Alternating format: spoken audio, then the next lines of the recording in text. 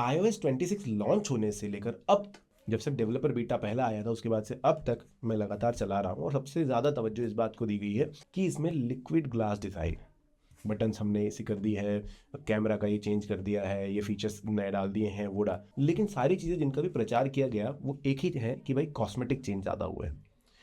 Real change क्या है उनके बारे में ज़्यादा बात नहीं हुई। आज के वीडियो में हम रियल चेंजेस भी देखेंगे और कॉस्मेटिक चेंजेस भी देखेंगे और कितने हद तक वो आपके लिए यूज़फुल है उसकी बात करेंगे। क्योंकि मैं जब एक नया अपडेट पे शिफ्ट करता हूँ, मैं एंड्रॉयड पहले चलाया करता था तो मुझे किटकैट से लॉलीपॉप पे आना था क्योंकि वहाँ पर बड़े चेंजेस दिखाई देते थे, और एप्पल जाना ही इसलिए जाता था क्योंकि भाई इनोवेशंस बहुत नए नए होते थे, सॉफ्टवेयर इतना स्टेबल होता था। जबकि अभी स्टेबल अपडेट भी अनस्टेबल ही दिखाई दे रही है। मैंने पिछला वीडियो बनाया है, इसमें बताया आपको कि भाई मत करो, रियली मत करो जब तक ये स्टेबल, प्रॉपर स्टेबल नहीं हो जाता। पर फिर भी कुछ फीचर्स जिनके लिए आपको अपडेट करना पड़ेगा, वो क्या है? कुछ यूजफुल फीचर्स जो कि काम के होंगे। तो सबसे पहली चीज है लाइव ट्रांसलेशन। कॉल कर रहे हो या आई मैसेज का इस्तेमाल करते हो, फेस टाइम का इस्तेमाल करते हो, जो कि शायद तक इंडिया में ज्यादा लोग नहीं करते हैं। ऐसे समय पर लाइव ट्रांसलेट कर सकते हो कॉल्स को। अब हिंदी को इंग्लिश में ट्रांसलेट करके ट्रांसक्राइब करना थोड़ा सा मुश्किल आईफोन के लिए है। मैंने सैमसंग के एआई का इस्तेमाल किया है, वहाँ पर हिंदी कॉल्स को बहुत ही अच्छे से ट्रांसक्राइब करता है, इंग्लिश में करता है ट्रांसलेट और उसके बाद आपको समरी दे सकता है। यहाँ पर थोड़ा सा वो बीटा, इंटेलिजेंट बीटा पे है ना अभी, तो वो वाला फैक्टर आपको पता चल जाएगा। लेकिन फिर भी लाइव ट्रांसलेशन अगर आप मैसेजेस, आई मैसेजेस पे ट्राई कर रहे हो तो आपको बस लैंग्वेज डाउनलोड करनी पड़ती है और जो भी आपको मैसेज भेजना है वो ट्रांसलेट होकर के सामने वाले तक जाता है। बहुत ही अच्छा काम वहाँ पर हो रहा होता है। तो अगर आप एक ट्रैवलर हो, अगर आप अलग अलग कंट्री जाते हो तो वहाँ पर आपके लिए एक फ़ायदा हो सकता है इस चीज़ का, लेकिन देख लेना पहले कि कितनी लैंग्वेजेस अवेलेबल है इसके अंदर। तो एक काम का फीचर इसमें ऐड किया गया। दूसरा काम का फीचर मुझे एप्पल म्यूजिक ऑटोमिक्स पे लगा। अब ये भी एक रियल चेंज तो है, एक नया फीचर तो है, लेकिन उन्हीं लोगों के लिए जिनके पास एप्पल म्यूजिक का सब्सक्रिप्शन है। आप नया फ़ोन लेते हो तो 1 से या 3 महीने का आपको free of cost Apple music मिल जाता है। अब ये काम का क्यों है? क्योंकि अगर आप गाने सुनने के शौकीन हो तो वो जो गाने के बाद ड्रॉप आता है, फिर वो 1 सेकंड का गैप आता है ना, वो अच्छा नहीं लगता।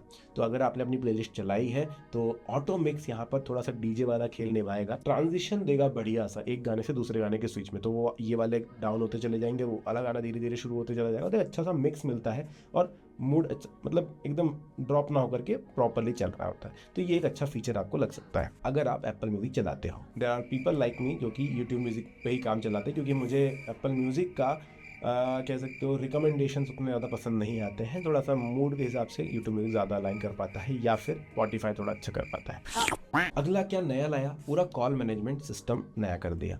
क्या क्या चीज़ें हैं? सबसे पहले कॉल स्क्रीनिंग। भाई मुझे शुरुआत में बहुत तगड़ी चीज़ लगी थी। अननोन नंबर से कॉल आता था, सामने वाले के पास एक सीधा मैसेज आता था, पहले भाई बताओ किस लिए कॉल किया है। उसके बाद मैं जनरली वो बंदा था जो कॉल्स कम उठाता था, तो मुझे पता होना चाहिए किस लिए कॉल किया। एक मैसेज पे मुझे पढ़ने मिल जाता था कि भाई इस वजह से कॉल किया है। बट एक्चुअली उसको समय लगेगा, क्योंकि अभी जो लोग कॉल करते हैं उन्हें वो समझ ही नहीं आता, उनको लगता है कॉल उठ गया, वो हेलो हेलो बोल रहे होते हैं। तो मे भी वहाँ पर कुछ चीज़ होनी चाहिए, या फिर हिंदी ट्रांसलेशन दे दो उस वॉइस का कि भाई आप अपना जो भी मैसेज है यहाँ पर बता दो कि क्यों कॉल किया है। जनरली लोगों को समझ में नहीं आता, फिर वो चीज़ एक्टिक बन जाती है।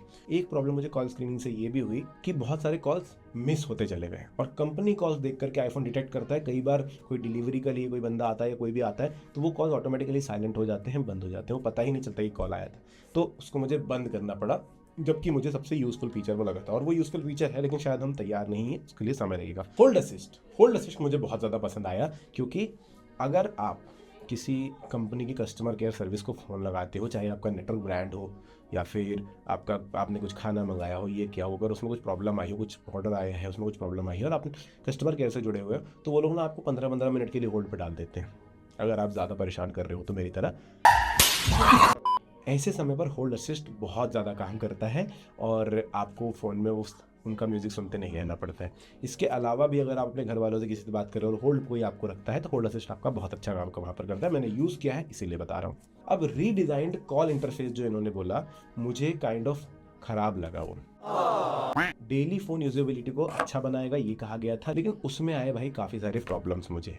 और क्योंकि मैंने बोला ना कि ये स्टेबल अपडेट अभी अनस्टेबल है, उसकी वजह से क्या हुआ कि कॉल्स आते थे, अननोन नंबर की कॉल्स दिखाई नहीं देते थे, फिल्टर आउट हो जाते थे। तो बहुत बार ऐसा होता था कि कॉल आया है और क्योंकि मेरा स्क्रीनिंग चालू है तो वो दिख नहीं रहा है मुझे, ऊपर से मैं जाकर के चेक कर रहा हूँ भाई अपने रिसेंट कॉल में, तो वहाँ भी दिखाई नहीं दे रहा है। तो बहुत सारे सेटिंग्स करने पड़े, फिर फाइनली मुझे क्लासिक थीम पे जाना पड़ा। अभी मैं क्लासिक थीम यूज़ कर रहा हूँ। तो मे भी ये आगे के लिए है, लेकिन पूरे तरीके से कंप्लीट नहीं हुआ है। दैट इज़ वाई शायद मैं पिछले वीडियो में भी कह रहा था कि iOS 26 पे अपडेट मत करो, बहुत प्रॉब्लम होंगी। तो जो कॉल लॉग इंटरफेस है ना, वो मेरे हिसाब से सुधार उसमें क्या करना चाहिए था कि व्हाट्सएप के कॉल, मैसेंजर्स के कॉल वो वहाँ पर ना दिखाई दें, है ना।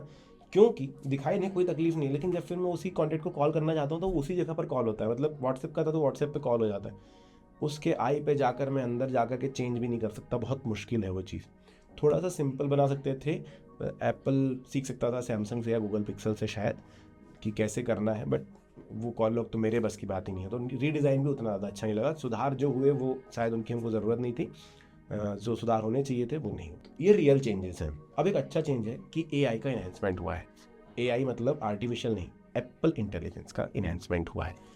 आप सबको बता दूं, बहुत सारे लोग मॉक करते हैं कि भाई सैमसंग का AI बहुत अच्छा है एप्पल से। भाई एप्पल का AI अभी तक आया ही नहीं है, बीटा पर ही है। जाकर के चेक करो सेटिंग्स में, एप्पल इंटेलिजेंस बीटा ही दिखाता है। तो वो कंप्लीट कब होगा हमें नहीं पता, लेकिन छोटे छोटे जो चीज़ें हैं, सीरी बहुत अच्छा काम करता है और ज़्यादा स्मार्ट हो गया है। ये देख लो, नाम लिया और शैतान हाजिर, तो ये आ जाता है। आप चैट GPT से इंटीग्रेट कर सकते हो, आप वेब पे सर्च कर सकते हो बहुत सारी चीज़ें। तो सीरी के सजेशंस अब थोड़े ज़्यादा स्मार्ट हो गए हैं। AI की बात करोगे, राइटिंग में बहुत तगड़ा काम करता है भाई। अगर आपको ट्रांसक्रिप्शन चाहिए या फिर आपको पॉइंटर्स निकालने हैं या फिर आपको टेबल बनानी है, वो सारी चीज़ें के लिए आपको चैट GPT पे जाने की ज़रूरत नहीं पड़ती। डायरेक्टली आप अपने नोट्स के एप्लीकेशन से कर पाते हो और बहुत ही तगड़े अच्छे तरीके से करके देता है। तो एप्पल इंटेलिजेंस में मैं कहूँगा कि बहुत अच्छा तगड़ा वाला काम इन्होंने किया। एक और बहुत अच्छा चेंज हुआ जो कॉस्मेटिक में गिना जा सकता है, लेकिन थोड़ा अच्छा हुआ कि भाई लॉक स्क्रीन को इम्प्रूव किया। लॉक स्क्रीन शॉर्टकट बेटर हुए, विजेट्स का अपडेट अच्छा मिला। आप ज़्यादा चीज़ें आप लॉक स्क्रीन पे रख सकते हो। अब बहुत सारे बनाते तो थे, लेकिन अभी वो लाइव वगैरह वाले जो ऑप्शन आए वो थोड़े से बेटर हो जाते हैं, और विजेट से इंटरेक्टिविटी भी काफ़ी ज़्यादा ईजी हो जाती है। और आपने जो कैमरा ऐप रीडिज़ाइन किया, शुरुआती दौर में बहुत अच्छा लगा। वो ग्लास देख करके वीडियो और कैमरा 2 ही बटन दिखती है और वो बहुत मिनिमल सा लगता है। लेकिन एक चीज़ अच्छी है कि चीज़ों तक पहुंच, सेटिंग्स तक पहुंच बहुत इजी हो गई है। लेकिन जब मुझे कैमरा का मोड चेंज करना होता है ना, कि मैं वीडियो पे जाना चाहता हूँ, सिनेमैटिक पे जाना चाहता हूँ, ये तो अभी आदत लगने में बहुत समय लग रहा है कि भाई इस तरफ ड्रैग करना है या इस तरफ ड्रैग करना, मुझे समझ नहीं आ पाता। तो मे भी उसके लिए कुछ अच्छा सा ऑप्शन वहाँ पर आ जाता। तो कैमरा ऐप का भी अपडेट मुझे काफ़ी हद तक अच्छा लगा। तो इसको आप कॉस्मेटिक नहीं कह सकते, इसको प्रॉपरली कैमरा ऐप अपडेट कह सकते हो, जिसमें सिर्फ दिखावे की चीज़ें ऐड नहीं की गई, बाकी चीज़ें भी बहुत अच्छी अच्छी की गई हैं। अब उन बातों पर आते हैं जो कि एक लॉन्चर की तरह दिखाई दे रही हैं, जिनका ज़्यादा से ज़्यादा हुआ बनाया गया है।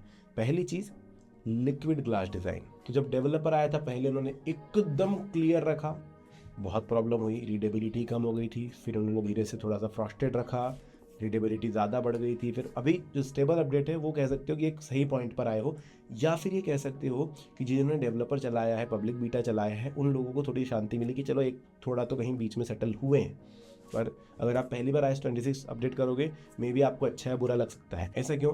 क्योंकि बहुत बार हमें पूरा क्लियर चीज़ें पसंद नहीं आती, क्योंकि उसके पीछे में अगर कोई कलर है तो कलर पॉपअप होकर के दिखाई देता है। तो आप एक ग्लास का यूज़ कर रहे हो, वो वाला फील मे भी आपको आ सकता है, लेकिन बहुत अजीब भी लगता है। तो 18.5 से 26 पे जंप थोड़ा सा ज़्यादा आपको खतरनाक वाला लगेगा। अच्छा भी लग सकता है, फ्रस्ट्रेट लोग है तो पसंद भी आता है। बहुत सारी एप्लीकेशन में, सफारी में इन्होंने बहुत सारे फीचर दिए, बट मुझे नहीं लगता सफारी बहुत ज़्यादा लोग इस्तेमाल करते हैं, थोड़ा सा ट्रिकी है। और सफारी खुद भी बोल रहा होता है कि भाई स्टे इन द ब्राउज़र और दूसरे ब्राउज़र पे शिफ्ट करें। तो एक प्रॉब्लम ये भी है कि क्रोम, ब्रेव, ये लोग सभी इस्तेमाल करते हैं। मैं जनरली सफारी कोशिश करता हूँ बहुत ज़्यादा यूज़ करने की, बट जितना अच्छा फंक्शनिंग क्रोम या ब्रेव दे देते हैं या फिर कोई और ब्राउज़र देता है, सफारी उतना नहीं दे पाता है। तो वहाँ पर ये कॉस्मेटिक चेंज का ज़्यादा फर्क पड़ा नहीं। तो लिक्विड ग्लास डिज़ाइन अगर आप फुल टू यूज़ कर रहे हो, जैसे कि मैं करता हूँ, क्लियर वाले आइकन रखता हूँ, तो फिर आपको शायद उसकी चीज़ें अच्छाई और बुराई पता चलेगी। और मुझे तो पता चल गई कि भाई लैगी है, प्रॉब्लम देता है बहुत ज़्यादा, इसीलिए मैं उसको अनस्टेबल बोलता हूँ। दूसरा, आइकन्स पे इन्होंने बहुत ज़्यादा काम किया। तो आइकन अगर आपको दिख रहे होंगे ना, जो आइकन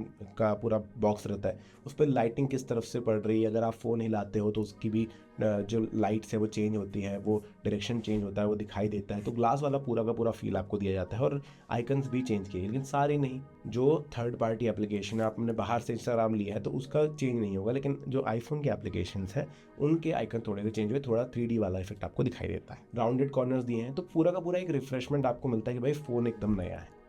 बट एकदम नया होने के बाद जब ये आप उसको स्क्रॉल करते हैं तो वो सारी चीज़ें पता चलती है कि वो लोड हो रहा है, जो कि आपको डिले दिखाई दे देता है साफ साफ। तो मेरे हिसाब से आइकन्स दिख काफ़ी ज़्यादा अच्छे रहे, फंक्शनैलिटी बिल्कुल भी चेंज नहीं है, सिर्फ और सिर्फ आपने लीपापोती ऊपर की तरफ करी है, जो कि कुछ लोगों को पसंद आ सकती है, कुछ को नहीं आ सकती है। एक समय का है कि भाई हाँ, कुछ आईफोन नया लाता है तो वो हाइप और एक्साइटमेंट सभी को रहती है, बट उसका क्या आउटपुट निकल रहा है ये कि भाई फ़ोन थोड़े लैगी हो गए हैं, तो शायद वो बैटरी ज़्यादा खा रहा है। अब कंट्रोल सेंटर की बात कर लेते हैं, क्योंकि सबसे ज़्यादा हम लोग उसका इस्तेमाल करते हैं। मैं बार बार जो है ओरिएंटेशन लॉक अनलॉक कर रहा होता हूँ, साइलेंट मोड को चेंज कर रहा होता हूँ, अपने बहुत सारी चीज़ें, साउंड कम ज़्यादा कर रहा होता है, और मुझे कंट्रोल सेंटर से ही करना होता है, वो ब्राइटनेस वगैरह कम ज़्यादा है, मैं बटन नहीं दबाते बैठता बार बार।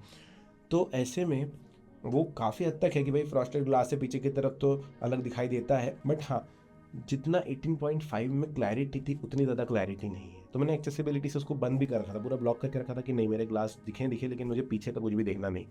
अगर आपको बंद करना है तो मैं दिखा दूंगा, आप कमेंट सेक्शन में बताना, मैं बता दूंगा क्या वे है उसका जाने का, वो आप कर सकते हो। पर फिर भी स्टिल आप जिस पेज पर उसके हिसाब से पीछे का पेज रहता है तो बहुत बार क्लैरिटी होती है और बहुत बार क्लैरिटी नहीं होती है कि जो आपको पढ़ना है वो प्रॉपरली पढ़ पा रहे हो, बटन आपको पता है कि नहीं क्या बटन है, तो थोड़ा सा अजीब लगता है। कहने का मतलब ये कि यूटिलिटी में कुछ चेंज नहीं है, यूज़ केस में कुछ भी चेंज नहीं है, सिर्फ और सिर्फ दिखावे में चेंज हुआ है। अब उसको सिर्फ पॉलिश करके रख दिया गया है, तो मुझे एक बहुत बड़ी चीज़ नहीं लगती वो। रीडिज़ाइन अगर करना ही है तो जैसे हम लोगों ने किटकैट से लॉलीपॉप पर आए थे, आपको पता होगा ऐप ड्रॉअर के पीछे ब्लैक स्क्रीन हो गया था, तो फिर हट करके वो हट गया था, लेकिन चेंज जो था वो सारे नज़र आ रहे थे और रीडेबिलिटी वगैरह में प्रॉब्लम नहीं थी, वहाँ पर काम प्रॉपरली मुझे नहीं दिखा है। अगला जो कॉस्मेटिक चेंज मुझे लगता है वो है डायनेमिक वॉलपेपर और एनिमेशन।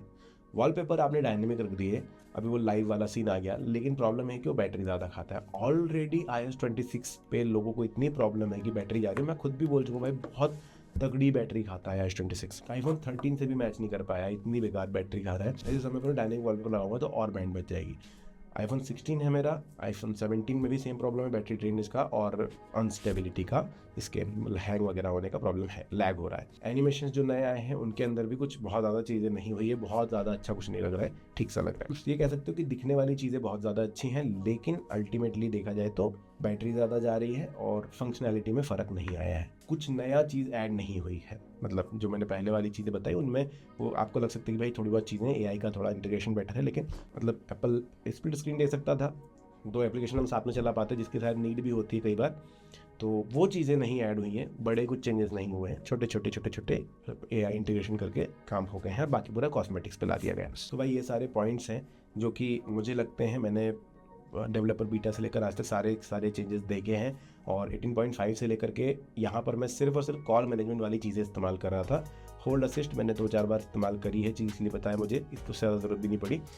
लाइव ट्रांसक्रिप्शन इस्तेमाल किया, बहुत ज़्यादा अच्छा नहीं लगा क्योंकि हिंदी टॉक्स होती है मेरी ज़्यादा, तो वो चीज़ अच्छे से ट्रांसक्राइब नहीं हो पाती। Apple music auto mix try करके देखा था, बढ़िया से मिक्स करता है, मैं यूट्यूब म्यूजिक चलाता हूँ। कॉल मैनेजमेंट, कॉल स्क्रीनिंग काफ़ी हद तक यूज़ करी, लेकिन अल्टीमेटली मजबूर होकर बंद करना पड़ा क्योंकि सारे अननोन नंबर के कॉल्स उस पर स्क्रीनिंग पे चले जाते थे, तो एक साइलेंट होना अलग चीज़ होती है, 2 बार बज करके स्क्रीनिंग पे चले जाते थे और सामने वाला समझ ही नहीं पा रहा था, वहाँ से हेलो हेलो हेलो हेलो लिखा हुआ आता था मुझे, तो एक प्रॉब्लम थी, वो शायद सभी को समझ में आ जाए, उसके बाद मैं यूज़ कर पाऊंगा। और लॉक स्क्रीन वगैरह पे और इम्प्रूवमेंट करोगे तो बैटरी ज़्यादा खाएगी।